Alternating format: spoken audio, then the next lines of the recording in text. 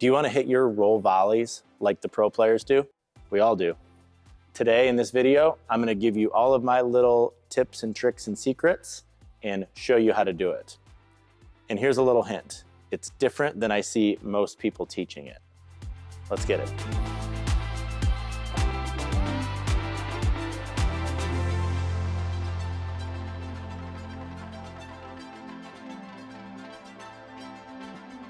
Okay, so we got three things we're going to cover today.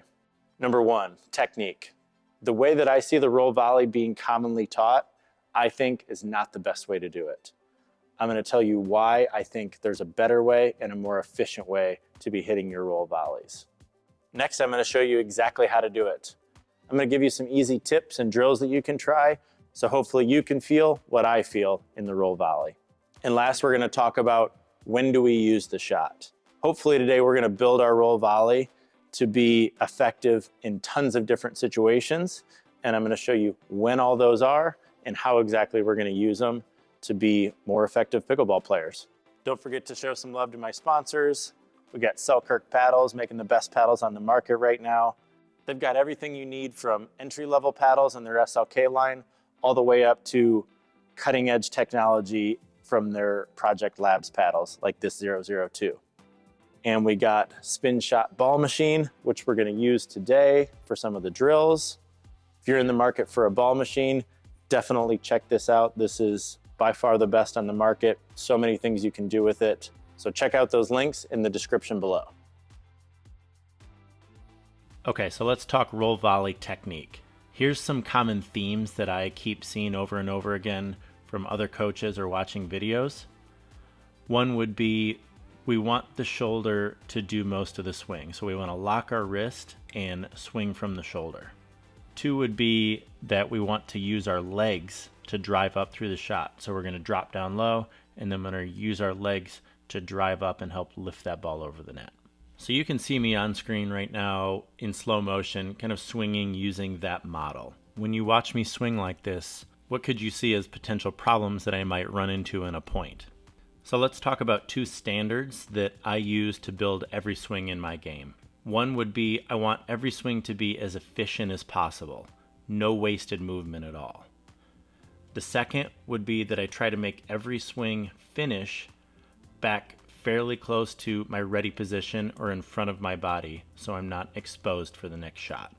I would make the argument that this swing you're watching right now is accomplishing neither of those things. You can see that I'm finishing pretty big, pretty extended in a way, which leaves me exposed if a ball were to come back quickly. I also think that the length of this swing is very inefficient and that there's a better way to create speed in the paddle. So here's what I think that better way is. There's going to be two main differences. First, let's talk about the legs. We're going to use the legs as a form of stabilization for the shot and not for adding power. So rather than stand up out of the shot, we're going to stay in our lowered stance and use our legs to really stabilize the swing and keep the body nice and still. Next, we're going to look at the swing. So rather than swinging from the shoulder and using the whole arm as the main source of power, we're going to focus on using the wrist and actually more specifically a rotation of the forearm. So we're going to rotate the paddle around our forearm, almost like you're turning a doorknob. Because the wrist is a shorter lever than the shoulder and it's closer to the paddle, we can use that to get the paddle moving quicker and more efficiently. The main benefit here is I can get more paddle speed with less overall movement, which means a more efficient swing, which leads to a more compact finish, more overall body control, therefore more overall shot control.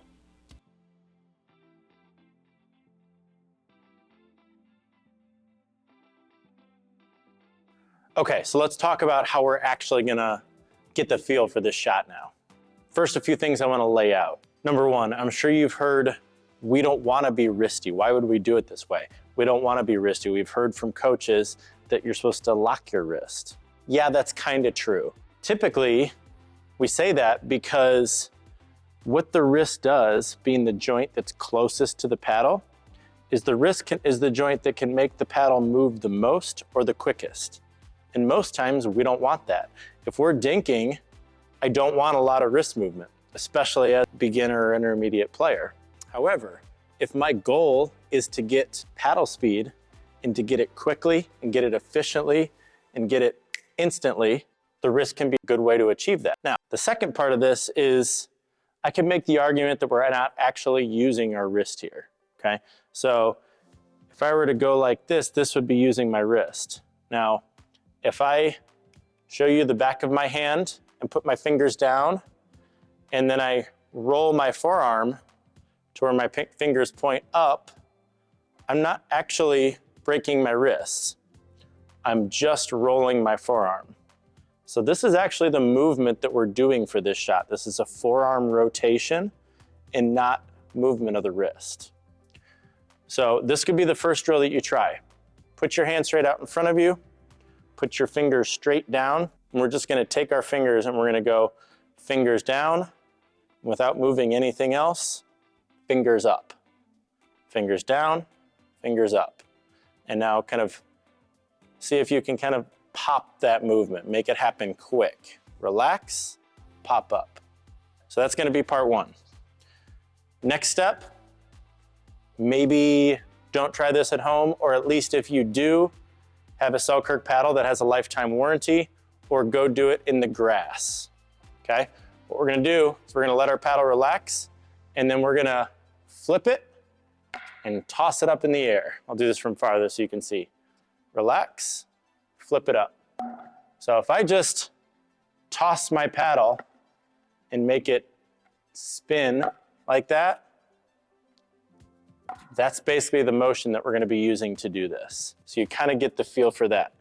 Third way that I like to teach or get people to feel this is we're gonna feel relax and then some tension. That's how we're gonna get the wrist to pop, okay?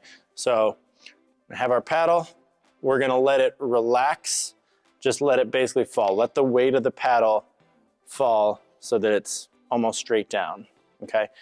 Your hand is super loose in the grip. If we tense up, if you squeeze it and tense, you're gonna notice the paddle kind of on its own pops up about halfway. We're just gonna take that and kind of run with it. We're gonna take that tension and we're gonna pop it all the way till it's vertical. So relax, pop, relax, tense. Now if you notice in any of those movements, there wasn't a lot of this, but there wasn't a lot of arm movement. There's not a lot of leg movement. We're simply using a rotation of the forearm to make the paddle go from below to above.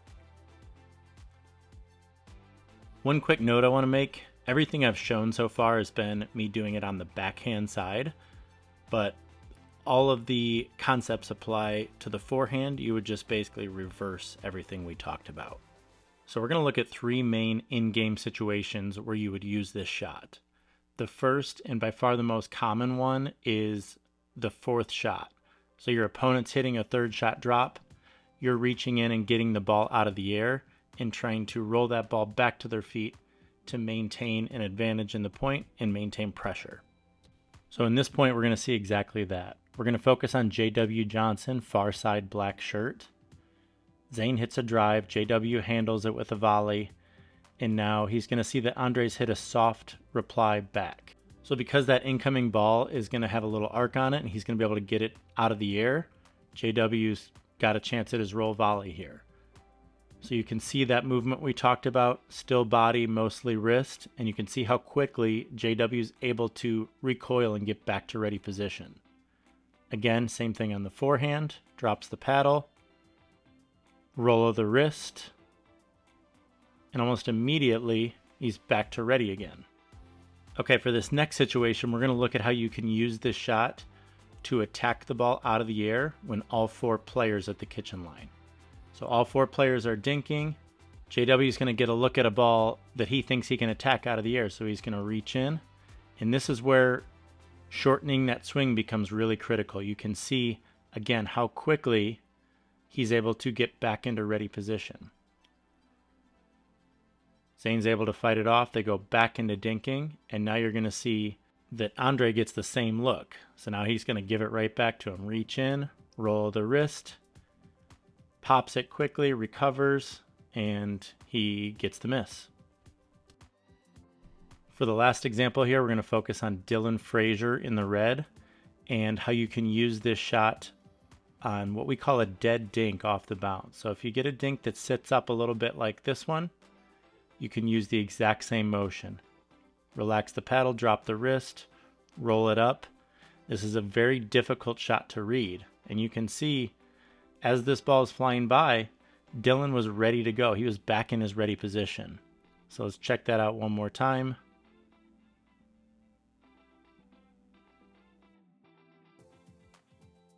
There's the roll. And already Dylan's back to where he could be ready for that ball if it came back again. That's it for today, guys. Hope you liked the video. Don't forget to subscribe, like, and comment, and I'll see you next time. Thanks.